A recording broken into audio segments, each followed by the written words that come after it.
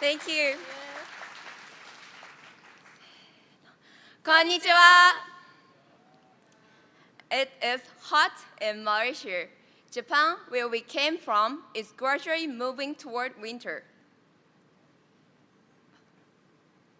We are 3 students, Fukushima Prefecture. Before we begin, let me ask you, do you have a mission you are working on right now? Have you ever faced a great challenge or worked hard towards a big goal?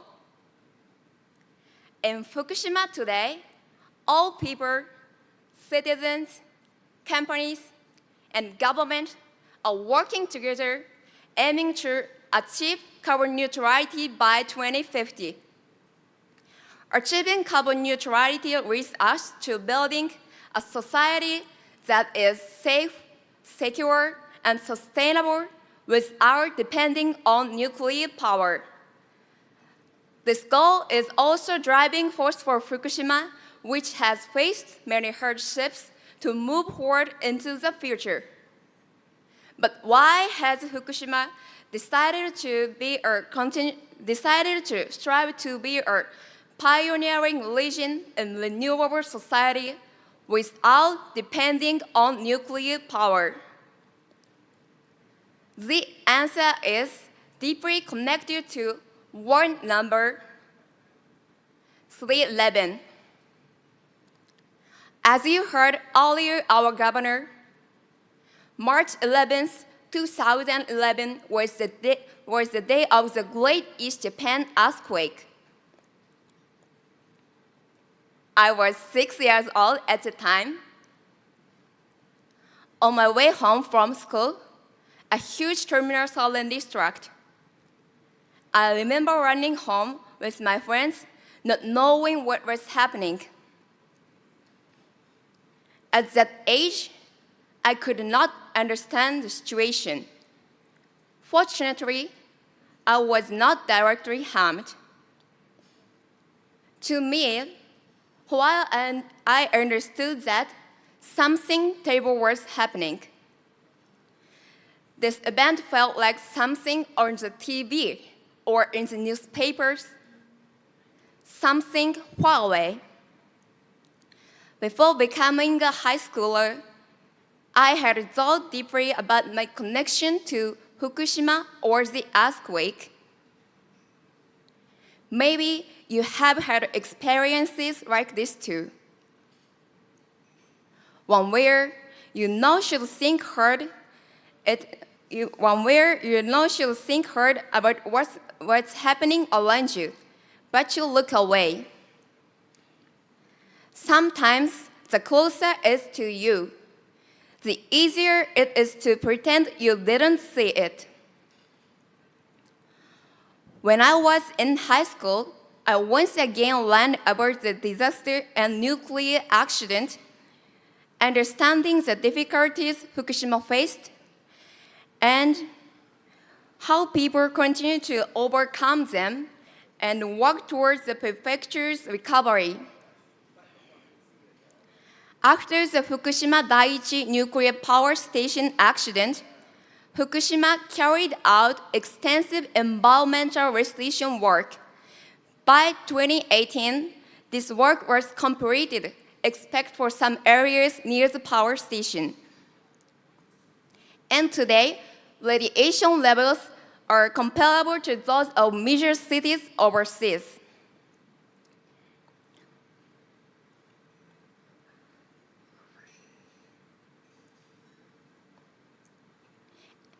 Fukushima's agricultural products have undergone radiation testing with extremely strict standards ever since the disaster, creating a system to ensure product safety. In recent years, none of the rice, fruits, or other crops that Fukushima is so proud of have exceeded these standards.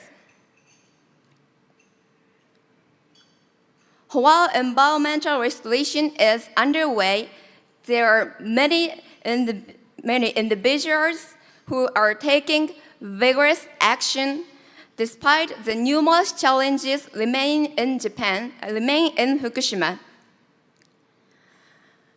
In one town, there are people who believe that a challenge is also opportunity for business.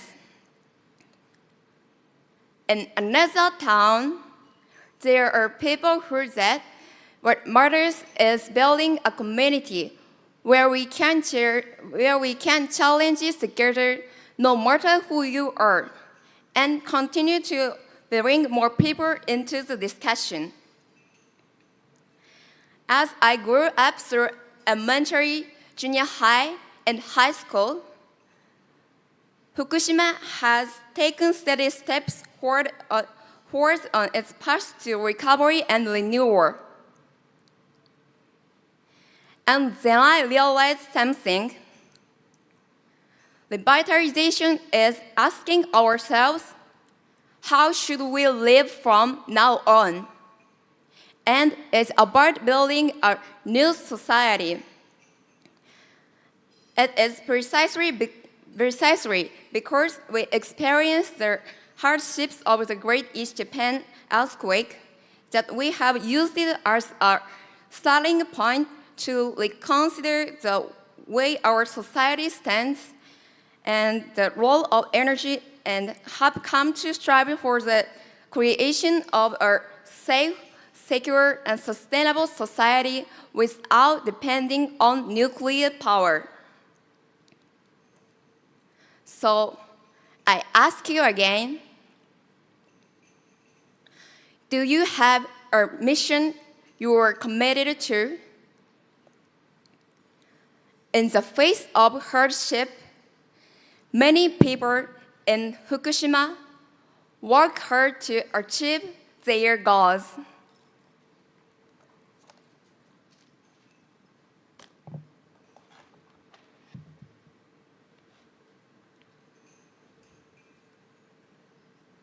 In Fukushima, we are working towards carbon neutrality while aiming for a society that no longer relies on nuclear power through the use of renewable energies such as wind, solar, and hydrogen energy. In Kitakata City, the ICE electric power company promotes solar power. What stands out is that they used a system called solar sharing, which generates electricity with solar panels while still continuing to farm underneath those panels. These proposes a novel approach to agriculture while also carrying out the local production and consumption of energy, and leads to the self-sufficiency of our local economy and culture. In Tamura City, the Abukuma wind power plant, one of the largest of its kind in the country, has been up and running. This project was made possible by the cooperation of local companies and many other partners. During construction, trees were cut down as little as possible to protect the environment and contribute to carbon neutrality. In Namiya Town, which is the area that experienced the nuclear accident, the Fukushima Hydrogen Energy Research Field, FH2R, was created. There, surplus solar power is turned into hydrogen, stored, and supplied. The hydrogen is used for fuel cell electric vehicles and electricity generation. It emits no CO2. This technology is essential as it makes good use of renewable energy to drive carbon neutrality. I also spoke directly with people working in renewable energy. they say the following: I want people to know that this is made by human hands. We always think about how to live together with and contribute to the community. We face local challenges, test ideas, and keep trying for a better future. From their words, I realized they value not only the environment, but also the connection with local people, which I believe is essential for recovery. The role of the government, who supports these ideas, is also important. To help companies work towards carbon neutrality, local governments are strongly supporting the introduction of renewable energy and energy-saving equipment. By making it easier for companies to take action, the spirit of enthusiasm and challenge is spreading even more throughout the whole region.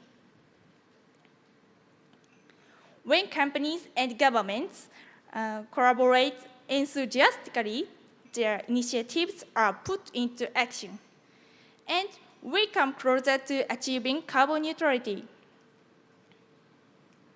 With the strong will of companies, governments, and local people, Fukushima is trying to contribute to the global fight against climate change through renewable energy. But we must remember, carbon neutrality itself is not the final goal. It is just a means to support the recovery and future of our communities. The future will be created by us, the younger generation. Many people have told us, we want young people to lead the future. And we want to live up to that expectation.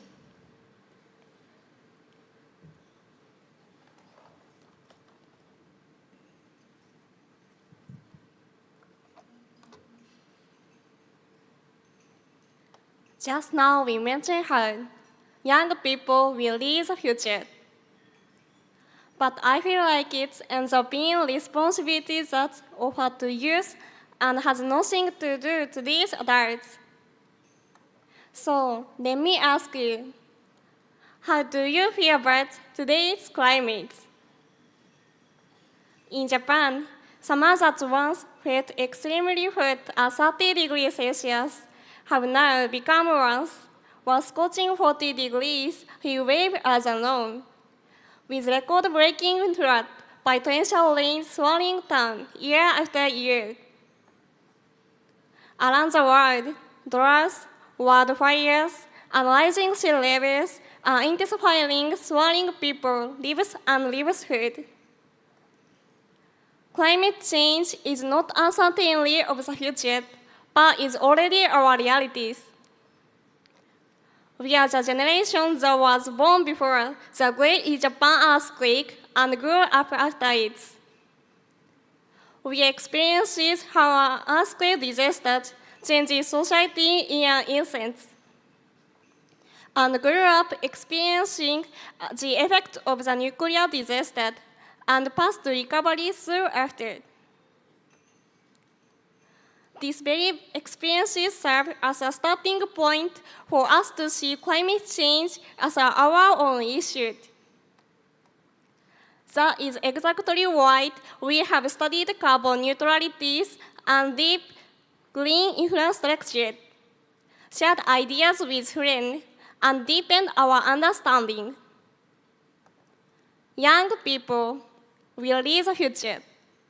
We understand this and prepare to do so. However, for everyone here, these very moments are youngest they will ever be. So it can be said that all of us, whether you are in your 20s, 30s, or 60s, are the ones who will lead the future. We must not devise ourselves by generation. We must act together. Climate change cannot be solved by one special person or one single region alone. Its problems are directly related to our daily lives. What we eat, how we use energy, how we work, and how we live. To ignore it is give up to the future. Likewise, we should not separate by region. There is need for all regions to take on this challenge. We have talked about initiative unique to Fukushima so far, but carbon neutrality cannot be achieved by one region.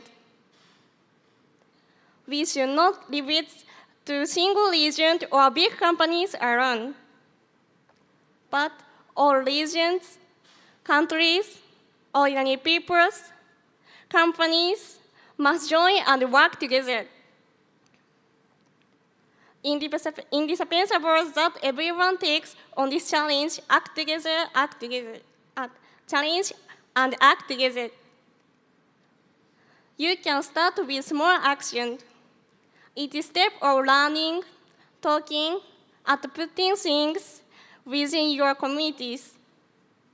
Spread likes, ripples, and change societies.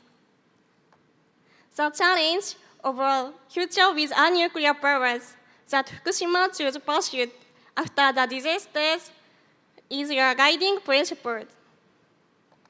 Now is the time for all of us, young and old, nations and communities, companies and researchers, to act together. The message we wanted to convey was challenge with action. A challenge alone will not change the future. We must raise our voice and take steps forward. Doing so will create the power to face the global threat of the climate change. Mission, passion, And action with these three words in your hearts. From Fukushima to the world, and together with the world, we want to create a better future. Our challenge lives through action. They are step forward together and open up a path to the future. Thank you for listening. thank you.